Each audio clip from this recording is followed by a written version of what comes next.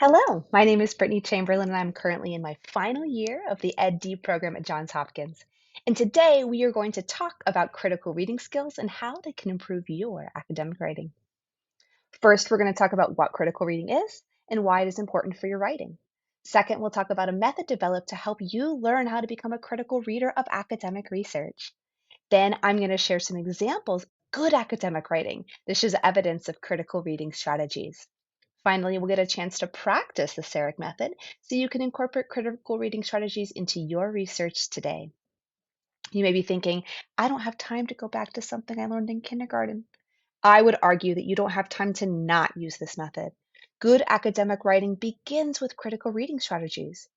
So, what is critical reading and why should we do it? Critical reading isn't just about knowing what the author is saying, it's about thinking deeply about the elements present in the text, evaluating the author's argument and methodology, identifying purpose, biases, and points of view, and making inferences beyond what you're reading.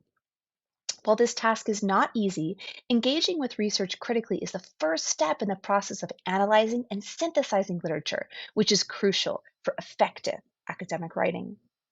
Since many of us enter doctoral programs with master's degree already, we are expected to have mastered the skill of critical reading.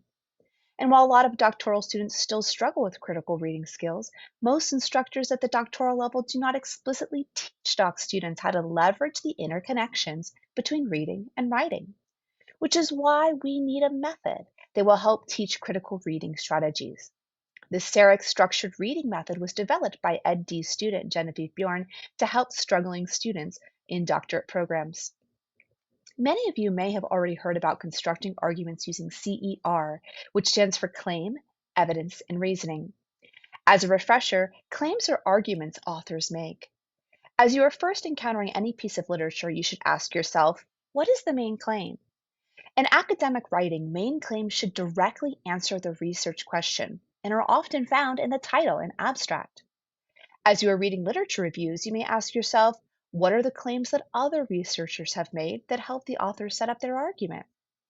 As you read the discussion, you may ask yourself, what are the subclaims the author is making in order to support the main claims? Or are there any secondary claims the author is making in addition to the main claim? Evidence is the actual data, results, observations, or measurements presented to support the claims. Evidence for main claims can be qualitative, quantitative, or even theoretical. Evidence often presented in the results sections and can sometimes be found in the form of tables, charts, or graphs. For arguments found in literature reviews, evidence could include details from other studies or theories. Once you have identified a claim, you can usually find the evidence to support the claim by asking yourself, how do we know this claim is true? What data is presented that shows this claim can be observed in real life? Reasoning is the theory or prior research that connects the claims and evidence. Students often have a hard time disentangling evidence and reasoning, as these are often presented concurrently and expertly intertwined. Sometimes reasoning can be inductive, which is when we start with an observation and make conclusions based on what we have already seen. Or reasoning can be deductive, which means we start with a hypothesis and then we find scenarios that support what we think. Other times, reasoning is found in explanations based on theory, assumptions, or even counterfactuals. After you have identified the claim and evidence, ask yourself, why should I believe the evidence presented is an accurate portrayal of the claim? What is the logic behind the connection between the claim and the evidence? The I in CERIC stands for implications, because as doctoral students, it is never enough to just understand, summarize, and synthesize the literature. We have to be able to do something with it. We want to be able to use this study effectively and with fidelity to create something new.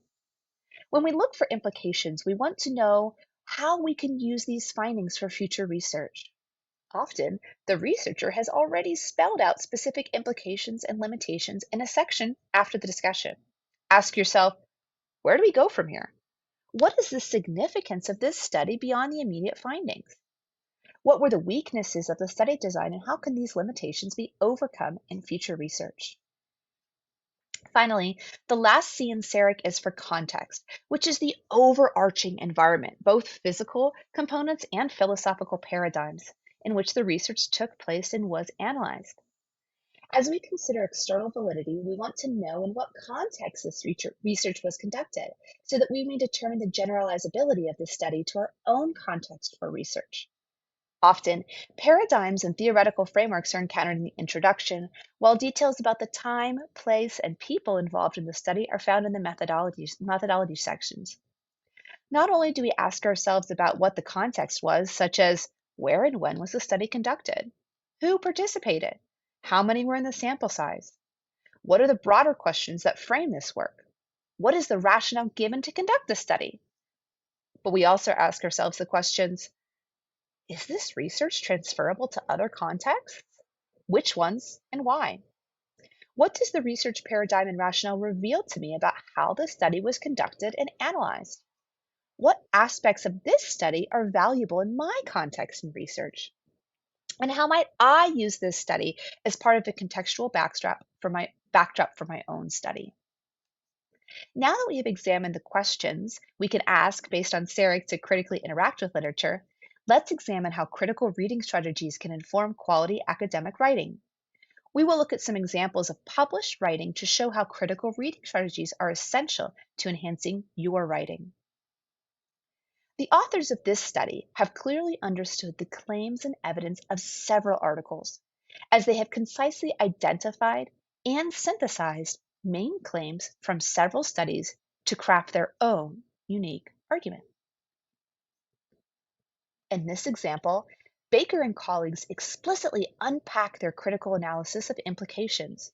In this one section, they discuss implications to studies they've examined in the past, provide guidance for current researchers interpreting the implications of their present study, and make suggestions for the invention of better analysis methods in the future. In this sample, Clegg and colleagues have critically analyzed the context and reasonings of the use of different frameworks. The authors chose this particular framework because the rationale for developing the framework aligns with the aims of Clegg and colleagues' study. We have reviewed why critical reading is important, we've learned a critical reading strategy, and we've seen examples of critical reading that reveals itself in good academic writing. Now it is time for you to practice using the CERIC method. Use this QR code to make a copy of this Google form. Then, practice using the CERIC method to make annotations on the next 2 research articles you find. Once you fill in the answers to this form, you should be able to see your responses and only your responses in an Excel spreadsheet just for you. This spreadsheet can help you organize your research, compare and contrast various studies, and this spreadsheet is searchable. So if you're like me and you know you've read something somewhere, you can go back and search this spreadsheet to quickly find exactly what you're looking for. I hope this presentation has been helpful. If you have any questions or comments, please send me an email. Thanks for watching.